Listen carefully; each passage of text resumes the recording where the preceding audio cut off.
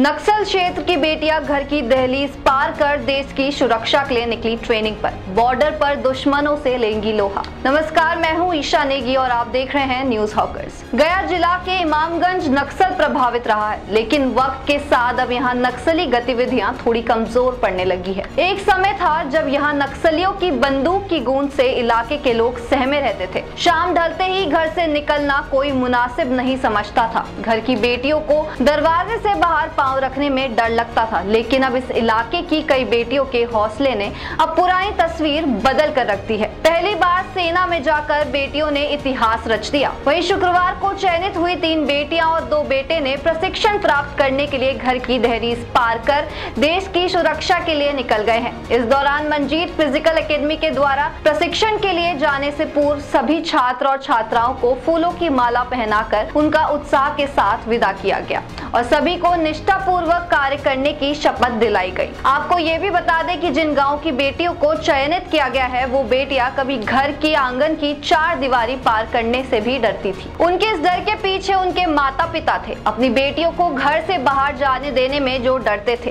कब उनकी बेटियों के साथ कहां कुछ हो जाए। लेकिन बदलते समय के अनुसार हो रहे परिवर्तन के साथ क्षेत्र के लोग ने अपने बच्चों को शिक्षा के प्रति जागरूक होकर इस क्षेत्र में शिक्षा की एक अलग ही पहचान स्थापित कर अपने बच्चों को ही नहीं बल्कि क्षेत्र की भी तस्वीरें बदल रही है। आज इस क्षेत्र की बेटियां देश की सीमा पर दुश्मनों से लड़ने को तैयार है। वहीं भारत माता की सेवा में चयनित हुई सभी युवाओं और युवतियों ने बताया कि हम लोग को बहुत गर्व है कि हम ऐसे नक्सल क्षेत्र से निकलकर देश की सेवा करने और भारत माता की रक्षा करने का सौभाग्य प्राप्त करते हैं। वहीं सभी छात्र छात्राओं को प्रशिक्षण प्राप्त करने के लिए जाने से पूर्व मंजीत फिजिकल एकेडमी केंद्रीय मंजीत कुमार के द्वारा सभी को फूल माला पहनाकर उत्साह के साथ रवाना किया गया। इसके पूर्व सभी को निष्ठापूर्वक ईमानदारी के साथ उनकी अपनी ड्यूटी करने की शपथ दिलवाई गई। वहीं इस संबंध में निदेशक मंजीत कुमार ने बताया कि मैं अपने मरते दम तक इस क्षेत्र के छात्र छात्राओं को उनकी कमी को कभी महसूस नहीं होने दूंगा और मुफ्त में फिजिकल की ट्रेनिंग देकर फौज में शामिल करने का पूरा प्रयास करेंगे।